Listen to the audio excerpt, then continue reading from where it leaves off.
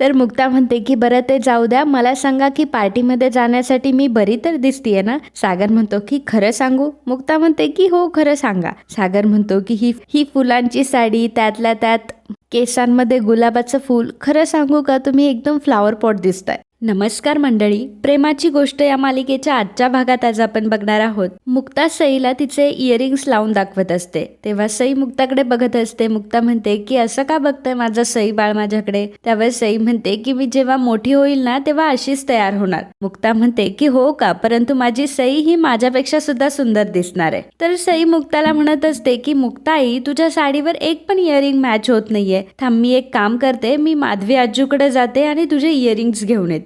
सई माधवीला माधवी आजू म्हटलेली असते, त्यामुळे मुक्ताला खूप छान वाटत असतं ते ऐकायला. आणि मग सई लगेच पळत पळत माधवीकडे येते. तर माधवी तेव्हा पसारा आवरत असते. सई आता माधवीला मिठी मारते आणि म्हणते की माधवी आजू. तर माधवी म्हणते की अरे बापरे, आली माझी शंकरपाळी. सई म्हणते की शंकरपाळी म्हणजे? माधवी म्हणते की तुझी इंद्रा आजी म्हणते की नाही तुला, माझी मासोळी, माझी दाबोली, मग तशी तू माझी शंकरपाळी आहेस. बरं तू का आली होतीस इथे? तर सई म्हणते की मला ना मुक्ताईचं कानातलं हवंय. माधवी म्हणते की कुठलं कानातलं? सई म्हणते की जेव्हा मुक्ताई फिरायला गेली होती ना तेव्हाच तिचं कानातलं हवंय. माधवी म्हणते की अरे देवा, ती तर खूप वेळा फिरायला गेलीये. तर सई म्हणते की थांब, मीच तुला दाखवते कुठलं कानातलं हवंय. आणि असं म्हणून आता ती मुक्ताच्या रूम मध्ये तिला घेऊन जाते.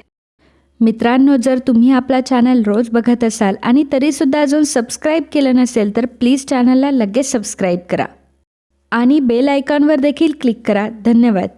तर सईने आता मुक्तासाठी एक कानातलं शोधून आणलेलं असतं आणि ती मुक्ताला देते आणि म्हणते की तू हेच कानातलं घाल, तुला हे छान वाटेल. मुक्ता लगेचच ते कानातलं लावून बघते आणि विचारते की कशी दिसते मी? त्यावर सई म्हणते की तू अगदी डॉल सारखी दिसतीये. सई मुक्ताला म्हणते की मुक्ताई, आता तू याच्यावरती मॅचिंग लिपस्टिक लाव. मुक्ता म्हणते की आता तूच सांग कुठली लावू. सई तिला छान लिपस्टिक काढून देते. सागर तिथे येतो आणि बेडकडे त्याचं लक्ष जातं. तर बेडवर सगळीकडे मुक्ताचे दागिने, साड्या वगैरे पडलेल्या असतात आणि तो पसारा बघून सागरचं डोकं सरकतं. सागर आता कपाटामधून त्याचे कपडे काढत असतो आणि पुटपुटत असतो, आता माझ्या रूम मध्ये कपडे चेंज करण्यासाठी सुद्धा मला बाहेर जावं लागणार आहे आणि कोणाची तरी परमिशन घ्यावी लागणार आहे. सागर आता बाथरूम मध्ये कपडे चेंज करायला जाणार असतो, परंतु सई म्हणते की पप्पा थांब, मला वॉशरूमला जायचंय. आणि असं म्हणून आता सई बाथरूम मध्ये जाते. मुक्ता मात्र हसत असते, कारण सागरला बाथरूमचा देखील वापर करता येत नसतो. सागर मुक्ताला टॉन्ट मारत असतो की कोणीतरी माझ्या घरावर कब्जा करून ठेवलाय. मुक्ता म्हणते की फक्त कपडे बदलून काय होणार आहे, थोडे विचारही बदलावे लागणार आहे. टॉन्ट कमी मारण्यापासून सुरुवात करता का? करा हा चेंज, तुमचीच रूम आहे असं समजा. आणि असं बोलून मुक्ता आता हॉलमध्ये येते. तर सई पळत पळत तिथे गुलाबाचं फूल घेऊन येते आणि म्हणते की मुक्ताई, तू हे गुलाबाचं फूल लाव, तुला खूप छान दिसेल. त्यावर मुक्ता म्हणते की अरे पण माझ्याकडे तर फूल लावायला क्लिपच नाहीये. सई म्हणते की थांब, मी आजूकडून घेऊन. मुक्ताच्या हातात ते गुलाबाचं फूल असतं. तितक्यातच स्वाती तिथे येते आणि म्हणते की आय हाय आयटम, हे काय भाईने दिलं का तुला? तर मुक्ता म्हणत असते की नाही, मला सईने दिलंय. स्वाती तिला म्हणत असते की मला काय माहित नाही का कोणी दिलंय. बरं तू इकडे काय करतीयस? तर मुक्ता म्हणते की ते आतमध्ये चेंज करताय. सी म्हणते की काय, तुझा नवरा तुझ्या पुढे चेंज करत नाही का? आता माझ्या लक्षात आलं की ते 501 आणि 90 सगळं काही वाया गेलं ना. आता ऐक, मी एक काम करते, मी तुला भारीवाल्या त्या नाईटी घेऊन देते, म्हणजे बघ तुझा नवरा तुला बाहेरच येऊ देणार नाही. तेवढ्यातच कोमल तिथे येते आणि म्हणते की वा वहिनी, तू किती सुंदर दिसते, चल आपण सेल्फी काढूयात. सर्वजण सेल्फी काढतात. तर कोमल म्हणत असते की पाऊट करा आता. तेव्हा मात्र मुक्ताला हसायला येतं. तर स्वाती म्हणते की हसा हसा, मज्जा करा, मस्त जाताय नवऱ्यासोबत फिरायला, आमचा तर नवरा बसलाय दुबईत जाऊन.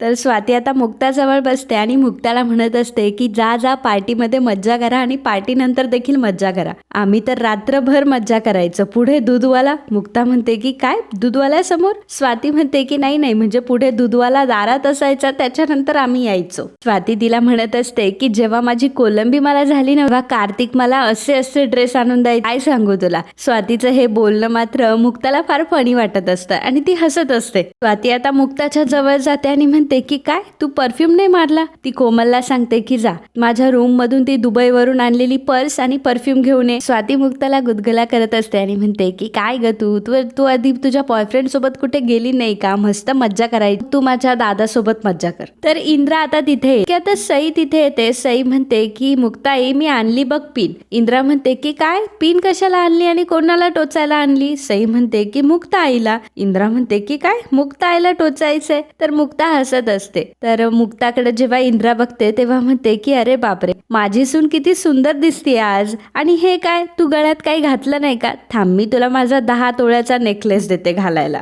10 तोळ्याचं वजन ऐकूनच मुक्ताला टेन्शन आलेलं असतं. कोमल म्हणते की मम्मी अगं नको ना बघ ना वहिनीचे दागिने आणि साडी किती एलिगंट आहे. त्यावर तुझा 10 तोळ्याचा हार कुठे देतेस तिला घालायला. कोमल म्हणते की नाही त्यापेक्षा आपण एक काम करूया आपण हे गुलाबाचं फुल माळूयात ना त्यापेक्षा छान दिसेल अजून. इंद्रा म्हणते की एक काम कर आंबाडा घाल आंबाडा म्हणजे छान दिसेल. जे ते ज्याच्या त्याच्या परीने सजेशन देत असतं. तर सागर तिथे आलेला असतो आणि तो हे सर्व बघत असतो. सई आता सागरला बघते आणि म्हणते की थांबा सगळ्यांनी मुक्ताईच्या केसांमध्ये पप्पाच गुलाब लावणार. सागर म्हणत असतो की मी नाही लावणार गुलाबाचं फूल वगैरे. तर सई म्हणत असते की पप्पा अरे लाव ना पण गुलाबाचं फूल. आता सई म्हटल्यावर सागरला देखील ऐकावं लागतं. सागर आता मुक्ताच्या केसांमध्ये गुलाबाचं फूल लावतो. सागर मुक्ताला म्हणतो की चला आता निघायचं का खूप उशीर होतोय. मुक्ता निघायला लागते. तर सई म्हणते की अगं मुक्ताई तू पर्स तर घेऊन जा. तर इंद्रा म्हणत असते की बघा आईची किती काळजी आहे सईला. आणि मग मुक्ता आता पर्स घेते आणि तिथून चाललेली असते. मुक्ता सागरला विचारते की पण मला सांगा की आपण जातोय कुठे. सागर सांगू लागतो की माझा कॉलेजचा मित्र आहे तो त्याची बायको आणि मी आम्ही एकाच कॉलेजमध्ये होतो आणि आज त्याच्या लग्नाचा वाढदिवस आहे. त्याच्या लग्नाच्या 1 महिना आधी माझं लग्न झालं होतं. मुक्ता म्हणते की अरे वा चांगलंय की म्हणजे त्यांच्यासाठी 12-13 वर्ष तर झाली असेल त्यांच्या लग्नाला. सागर म्हणतो की मला कळत नाही की लोकांचे 12-13 वर्ष लग्न कसे काय टिकतात. मुक्ता म्हणते की लग्न टिकण्यासाठी एक कारण सुद्धा पुरेसं असतं. सागर म्हणतो की आणि मग लग्न मोडण्यासाठी एक कारण सुद्धा पुरेसं असतं. मुक्ता म्हणते की पण मला आवडेल की 12 वर्ष हे मुरलेलं कपल बघायला. तर मुक्ता म्हणते की बरं ते जाऊ द्या मला सांगा की पार्टीमध्ये जाण्यासाठी मी बरी तर दिसतीये ना. सागर म्हणतो की खरं सांगू. मुक्ता म्हणते की हो खरं सांगा. सागर म्हणतो की ही फुलांची साडी त्यातल्या त्यात केसांमध्ये गुलाबाचं फूल. खरं सांगू का तुम्ही एकदम फ्लावर पॉट दिसताय. तर मुक्ता म्हणते की काय फ्लावर पॉट. सागर म्हणतो की हो साडीवर फुलं आणि डोक्यात सुद्धा फुलंच फुलं. एक काम करा ते डोक्यातलं फूल जरा काढा. तर मुक्ता म्हणत असते की नाही हा मी हे फूल नाही काढणार. हे फूल मला सईने दिलंय. जेव्हा सईने हे फूल दिलं तेव्हा तिच्या चेहऱ्यावरचा आनंद काय होता. तिच्यासारखं जर आपण छोट्या छोट्या गोष्टींमध्ये आनंद जर शोधायला शिकलो ना तर आपल्याला असं नाही जगावं लागणार. हे बघा तुम्हाला जर मला घेऊन जाण्याची लाज वाटत असेल तर ठीक आहे मी इथेच थांबते उलट आनंदाने थांबेल पण मी हे फूल नाही काढणार आहे. सागर म्हणतो की ठीक आहे चला. सागर आणि मुक्ता आता दोघेही पार्टी हॉल मध्ये आलेले असतात. पार्टी हॉल बघून सागरचं डोकं सटकतं. तर सागर म्हणत असतो की यांना हीच जागा दिसली का पार्टीसाठी. मुक्ता म्हणते की माझ्यावर काय ओरडताय मी फायनल केली आहे का. सागर म्हणतो की तुमचं सजेशन नकोय मला तुम्ही शांत राहा चला आपण निघून जाऊयात. तर सागर आता तिथून निघूनच जात असतो परंतु त्याच वेळी निखिल त्याला थांबवतो. निखिल त्याला म्हणतो की सागऱ्या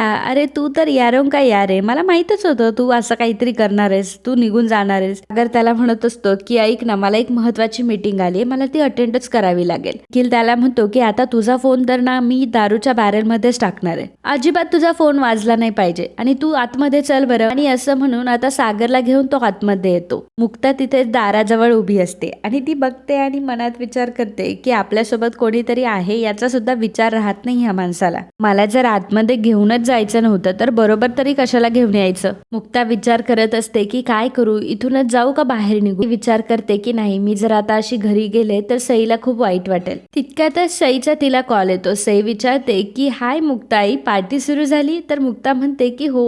मुक्ता विचारते की बरं तुझं काय चाललंय. सई म्हणते की मला खूप बोर होतंय घरामध्ये कोणीच नाहीये. मुक्ता म्हणते की अगं बोका आहे की. तर सई म्हणते की बोका पण इकडून तिकडे फिरतोय मला असं वाटतंय की त्याला झोप येते आणि तो पण बोर झालाय आणि मला झोप सुद्धा येत नाही. मुक्ता म्हणते की अच्छा झोप येत नाही ना मग तू एक काम कर बरं तू बोक्याला गोष्ट सांगतेस का एखादी.